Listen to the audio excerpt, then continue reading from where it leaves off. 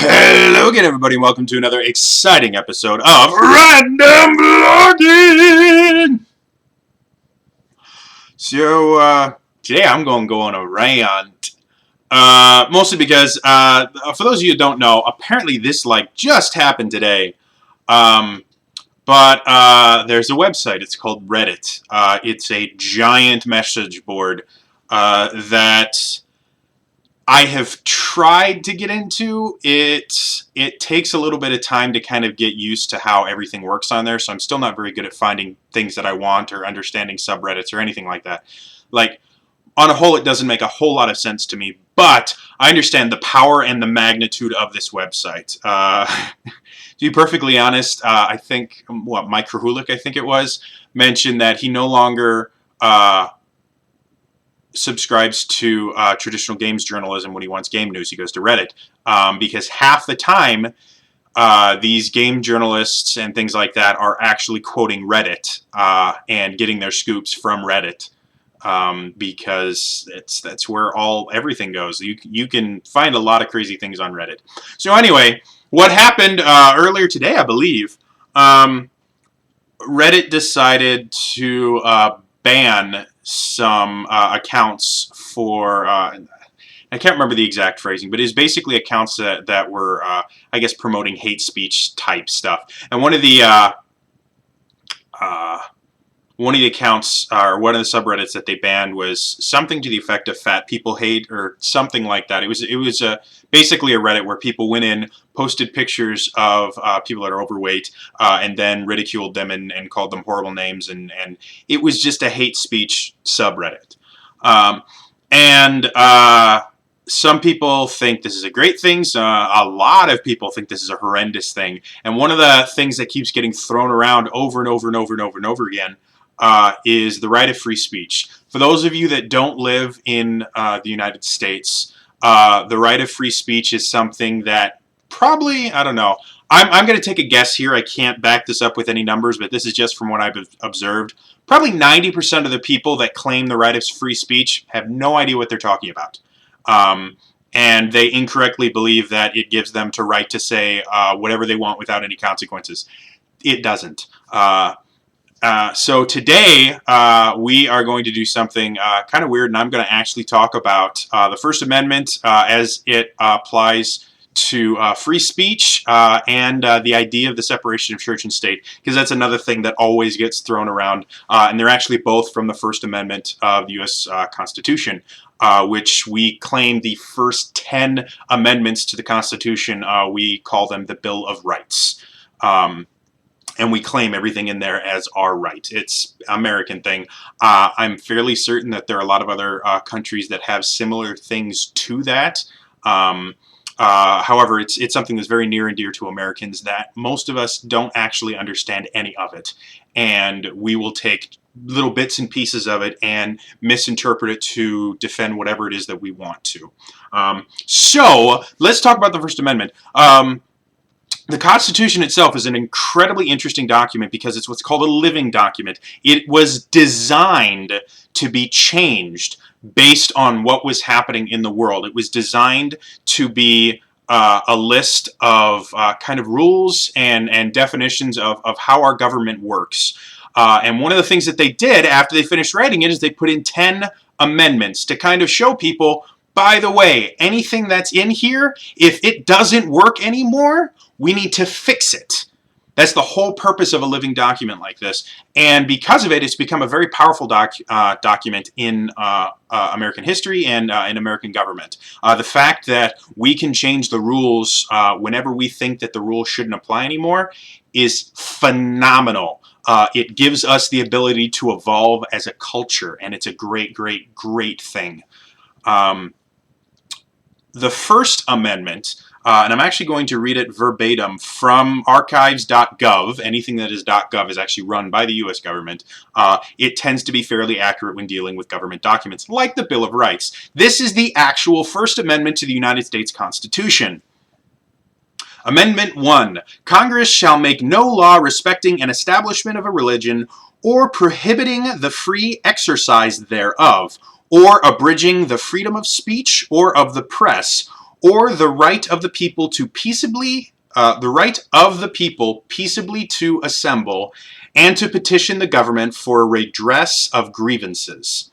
There's a lot in that, and I think that's actually one sentence. Yeah, that entire blah, blah, blah, blah, that's one sentence, and there is so much in that. If you guys ever want a very interesting read the entire Constitution and all the amendments. Because they were written by ingenious people who had a mastery over the English language that we simply don't have anymore. They're fascinating to read, especially when you get into the nitty-gritty of the specific wording that they chose. And when you start looking at how the Supreme Court and other courts have judged and interpreted these, it's absolutely brilliant reading. So give it a shot sometime. In there, the line "or abridging the freedom of speech" is something that a lot of people will claim, gives them the right to say to whatever they want. That's not what it means. And one of the things that a lot of people won't do, which every Supreme Court ruling and every court ruling on any law ever always does this, is look at the context in what it was written. Why did they write that? When they were creating the U.S. Constitution and basically creating the government that now governs one of the most powerful countries in the world now, they wanted to make sure that this was a government for the people, by the people, and I can't remember the third one. I'm a horrible, horrible American. I don't remember. That's from, I believe, the Declaration of Independence, which school children memorize, and I haven't because I'm horrible. But they really wanted this to be a country built on the idea of freedom. In quite a few countries, if you say something that the government doesn't like, they can wipe it out of existence. They can lock you up anywhere you've written it down. They can erase it. They can shut you up. They can, depending on the country that they're in, they can actually go out and kill anyone that heard you say it to make sure that those words never reach the general populace. This is a horrifying thought because when you control what your people say, you can control what they think, what they see, and you can create governments, for instance, like the North Korean government has very strict controls over what can be said and what can be, and so a large portion of the population has no idea what the rest of the world thinks of their country. They have no idea some of the things that their leader has done because it never gets told to them. So that was the purpose of freedom of speech was a couple different things. The big one being a way to prevent the government from controlling the people that they govern. They had just, the War of American Independence was really about the idea that they were being ruled by a government that had no connection to them, that had no idea what they were going through, and was passing all these laws that didn't work for them, and they had no ability to stop it. They literally, the British government could do anything they wanted to these colonists, and there was nothing they could do. They were literally an ocean away. So we rebelled, and we formed our own government. We took this idea of, no, we don't want a government that can do things that aren't in the best interest of the people, that are actually only in the best interest of the people that are ruling. And so that's the idea behind this idea of freedom of speech, is they don't want the government to be able to control what everybody hears. What it does not mean is that you can say anything you want without consequences. The world is built on the idea, logic is built on the idea of cause and effect. You do something, it has an effect on other things. That's how physics works, that's how everything in the world works.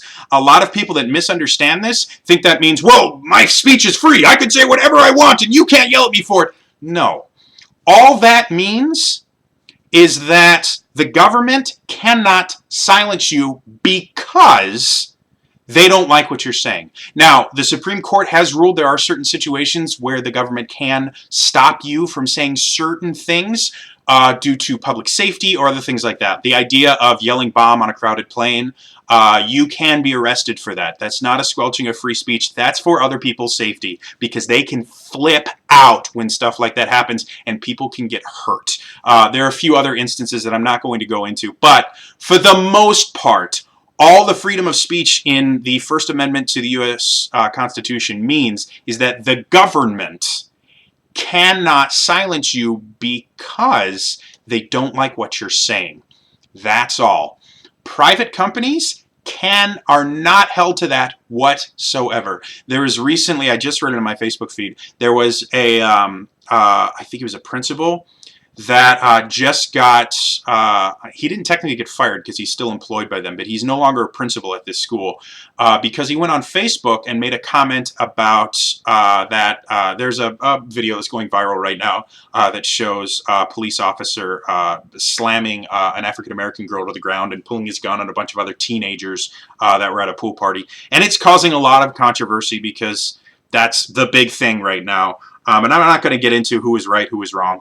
But this guy got removed from his position because he defended the cop.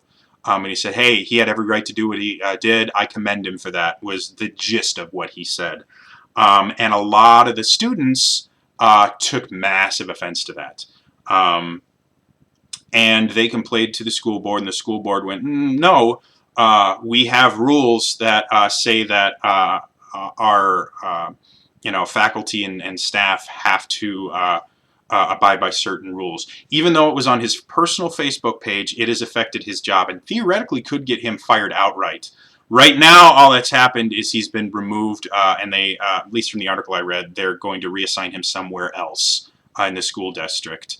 But he could lose his job over this. And this happens on a fairly regular basis. And every time it happens, like, free speech, he should be able to say whatever he wants, it is not fair. No, that's only the government. The government is the only group that the First Amendment of the U.S. Constitution actually applies to. It doesn't apply to private businesses. It doesn't apply to private citizens, anything like that. The only people it applies to is the government itself. So unless the government comes in and tells the school to fire him, he's not protected by the clause of free speech. The same thing is true about this Reddit stuff. Everyone's trying to talk about this. Oh, free speech, this is censorship. No. Free speech, technically, according to the U.S. Constitution, actually only that actually only applies to American citizens as well. It doesn't actually apply to anyone else in the world because they don't have to follow our Constitution. As Americans, we kind of forget that because we're full of ourselves.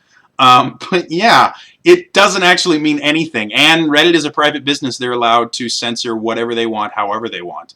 It's the same reason why Anita Sarkeesian can delete any comments that she doesn't agree on her YouTube videos. If you want to have some fun, go to Anita Sarkeesian's videos and just go through. It's an interesting place.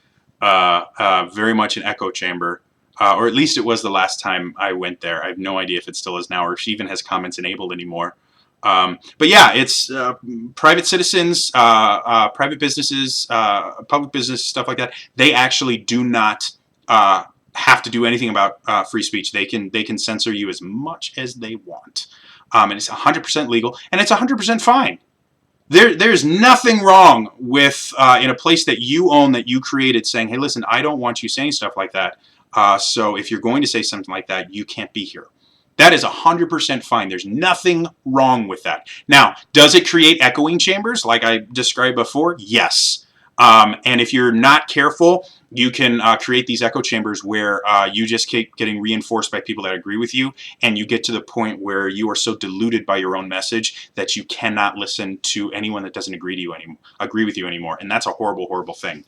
But it's completely legal. The second thing I want to talk about, because it is constantly misquoted, is the idea of separation of church and state. It comes from the First Amendment as well. And a lot of people will scream this over and over and over again, specifically, and I realize this might make a few people upset, but this is this is just how it works. Specifically against Christians in general. It tends to be levied against Christians more than any other group that I have seen. And there's about a billion different reasons for that I'm not going to go into. But the idea behind it being, again, let's look at where it comes from. First of all, separation of church and state is nowhere in the U.S. Constitution. It's nowhere in the Bill of Rights. It's nowhere in any of the amendments. That phrase shows up nowhere. I've had people that have argued until they're blue in the face and say, yes, separation of church and state is in the First Amendment. No, it's not. Doesn't exist. Never anywhere. Actually, the place that it comes from, Thomas Jefferson wrote a letter to, and I actually looked this up. He wrote a letter to, where was it? It was a church. Danbury Baptist Association in Connecticut. And it was published in a Massachusetts newspaper. That's where we get the phrase from, was a letter that Thomas Jefferson wrote to a religious group that got published in a newspaper. Now, it has been quoted by the Supreme Court in multiple instances, to the point where they've actually, what was it? They've actually said, the court wrote that Jefferson's comments may be accepted almost as an authoritative declaration of the scope and effect of the First Amendment. They basically stated that this is one of the people that wrote the Constitution. He is an authority on it. We can use his interpretation of it as fact. They do this often in court in general. They will bring somebody in that is an expert on a subject, and their opinion on that subject can be used as fact because they're an expert on it. So that's where it comes from. It has been used in law, creating, and I can't remember the word right now, creating things that can be acted upon, but it is nowhere, anywhere, shape, or form in the U.S. Constitution. Now, a lot of other people will claim that the First Amendment is basically means that there can be no religion whatsoever any way associated with the government. Like, the government can't, talk about religion. It can't say anything about religion. The government has to be completely free and totally cut off from religion in general. And that's not what it means in any way, shape, or form. Now, the stuff that Thomas Jefferson wrote, he mentioned that the separation of church and state, or a wall between church and state, specifically because they wanted a secular government. They wanted a government that was not ruled by religion. Why did they do this? Let's go back. They just came from England. For those of you who don't know, England has an established religion. They have this thing, they call it the Church of England. And for those of you that don't know, the Church of England is actually very similar to Catholicism and the Catholic Church, but it is not. It is completely separate. They're not technically part of the Catholic Church. They are the Church of England, and they can make their own interpretations. And because they are sanctioned by the government, they get that extra weight in, we are the official religion of Britain. They've had a hand in writing some laws. And now that they have Parliament and everything, to be perfectly honest, I don't know how much power the Church of England has anymore. At one point, they were very, very powerful. And the reason that that the Puritans first went to America, one of the first groups from Europe to come over and start colonizing America with the Puritans was because they didn't get along with the Church of England. They were persecuted for it. They were massively persecuted for it. And they decided that they didn't want that to happen, so they came over here. A lot of people did the exact same thing. Again, established religions can create some issues with other religions. This still happens all over the world. Some of the more, I guess, well-known examples of it right now are in Islamic states, where Islam is the national religion, and it's actually put into their laws. There are some countries where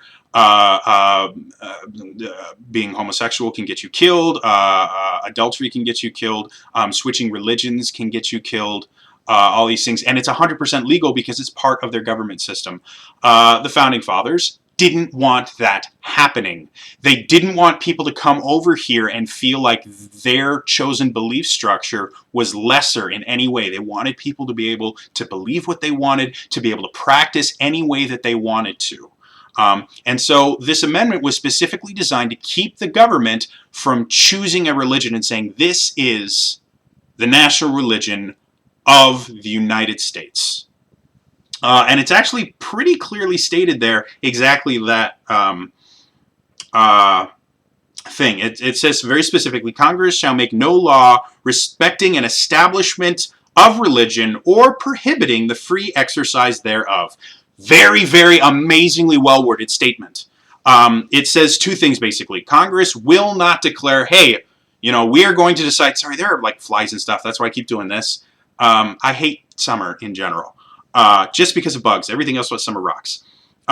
They specifically state, hey, we don't want the government to say this is our religion and have that start influencing laws, have that start influencing who can vote, who can own property, who can do all this stuff. Well, I'm sorry, you're going to have to be a Christian in order to do this. I'm sorry, we're going to have to, you're going to have to be a Muslim in order to do it. They didn't want any of that. They wanted everyone to be able to practice whatever religion they want. And they also didn't want Congress telling anyone when or where they could practice. The government should not be telling people what they're allowed to do or where they're allowed to do it. That's what it was designed for. And when Jefferson was talking about this, I have not read the actual letter. I'm sure I could find it somewhere on the internet, because you can find everything on the internet. Jefferson was specifically going, no, I don't want the government getting involved in religious anything. I want there to be a wall of separation between church and the state. And the reason he used church is because most religions at that time practiced in a church, whether it was Protestant, Catholic. I don't think Islam had actually gotten here.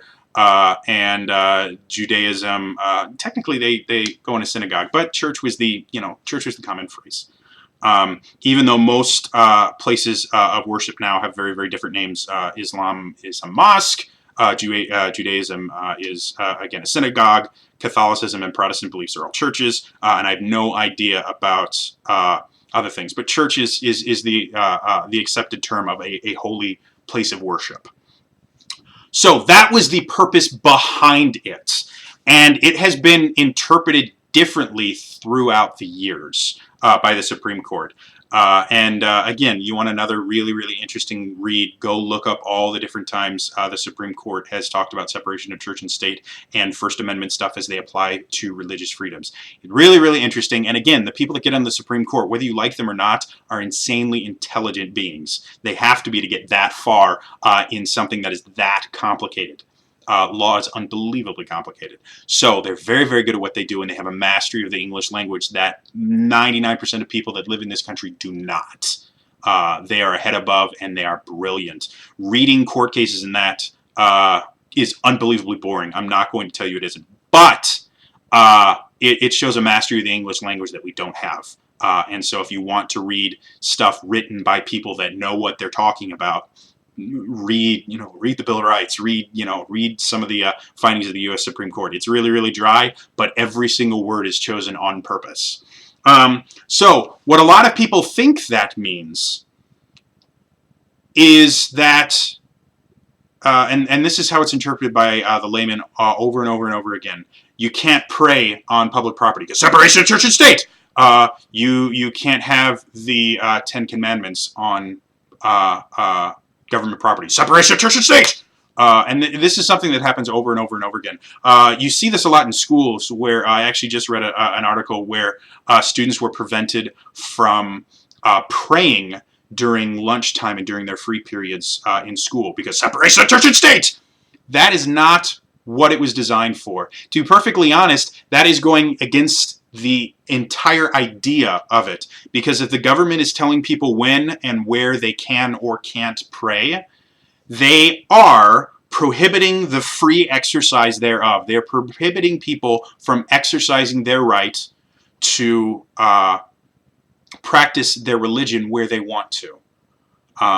So this idea of separation of church and state means that you cannot do anything with a religious connotation anywhere near a government building is a complete and utter fallacy. Now, what that does mean, public schools are technically funded by the government. They are an arm of the government. What that does mean is, because technically the schools are government run, if they were to say put in 15 minutes every day and they were going to call it prayer, prayer time, that would be violating the First Amendment, because a government entity, in this case a public school, would be creating a law, in this case just a rule, because they don't have the authority to create laws, but they would be creating a rule that establishes a specific religion at that particular point in time. Prayer, as much as it is in a lot of different religions, is not a universal thing. Not everybody prays, especially atheists, agnostics, and a slew of other. Buddhism doesn't technically have a prayer; they have meditation, which is very much different. So that would be respecting a collection of religions, because Islam, you pray in Islam, you pray in Judaism, Catholicism, Christianity in general. Those all have aspects where you are supposed to pray. So it would be putting those specific religions, it would be establishing them kind of as a norm. They're calling it prayer, prayer time, and not everybody prays. That would be a violation of the First Amendment, along with a lot of other things. But telling specific people that on their free time, just because they're in a school, that they're not allowed to practice their religion is a violation of the First Amendment. And what happened recently to this group of kids, and I can't remember the article. If I find the article, I'll link it. What happened to these kids is they were told that they were not allowed to discuss religious topics or pray between the hours of 7:45 when the school started and 2:45 when school ended. They were not allowed to do any of that. And they were told, quite frankly, from the school. If you read the article, it kind of flip-flops. The school claims that they never said that, but the kids are like, well, no, they did. And they specifically mentioned later on that they can do what they want, because the kid's family, one of the kid's family got a lawyer and said, this is a violation of his First Amendment rights. You cannot tell him he's not allowed to pray on his free time. That you are prohibiting the free exercise of his religion. That is a violation of the First Amendment. And that is what it is. So everyone that thinks that the separation of church and state means religion can't be anywhere near the government is wrong. What it means is that the government cannot favor one religion over another, cannot establish a specific state religion, and they can't stop you from practicing your religion unless practicing your religion is going to hurt someone else. It's the same thing with free speech. If your free speech is going to hurt someone else, the government can censor you. It's the same thing with religion. They will stop you. Let's say you have a religion that says you have to go out and behead someone once a day at noon. You're not going to be allowed to do that. Like, the government will say, no, I'm very sorry, and you can make as many impassioned pleas as you want. It's like, well, it's my religion, and my religion says if I don't behead someone every day at noon, then I'm going to go to Hooji Bougie land, and it's very not a nice place. It doesn't matter. You are killing innocent people. You're not going to be able to do that. Aside from things that will hurt other people, the government, according to the First Amendment, cannot stop you and should not stop you, because that's what this country was founded on. Now, around the world, everything is different. I know there are quite a few countries that have very similar laws and things like that, because we found out it's a pretty good idea. It makes people happier. It makes people it makes people want to come to your country and pay taxes and things like that. That helps your country run. Yeah, it's this specific stuff technically only applies to U.S. citizens because that's U.S. Bill of Rights is just for Americans. and whatever your country has, you should probably look up and find out exactly what it is. Far too many people use these things incorrectly, and it just screws up everybody. This is a massively, massively long video because I tackled something that is insanely complicated. Very sorry about that if anyone's made it to the end. Thank you! If you guys have any questions, comments, stuff like that, put them in the comments below. I'd love to hear what you think. However, this is something that I have spent a large portion of my life studying and researching the likelihood of, this is going to sound very arrogant, the likelihood of someone with very little experience with constitutional law being able to come up with an argument that says that everything I said here was completely incorrect is very, very low. Again, I've done shit tons of research on this stuff. I know it very, very well. And the reason I'm saying this is because I want other people to understand what the actual law says instead of just throwing around these terms and not knowing what they mean. It's polluting everything, and it's making it very, very difficult for intelligent people to be able to live their lives. So yes, please read the U.S. Constitution, read the Bill of Rights, read the rest of the amendments. They're fascinating, very, very dry, but fascinating. Look at the word choice that they used. And actually, the next time somebody brings up one of their rights, and this is something we Americans do all the time, the next time somebody brings up one of their rights, call them out on it. Ask them, okay, how do you know that? Well, it's my Fifth Amendment right. Okay, what does the Fifth Amendment actually say? You have no idea because you've never actually read it. All right? Again, that's all for me today, and I will see you guys some other time. I'm crazy right now because the convention that I'm running stuff for is in less than a month, and I'm going nuts. All right? So I'll see you some other time. All right? Bye-bye!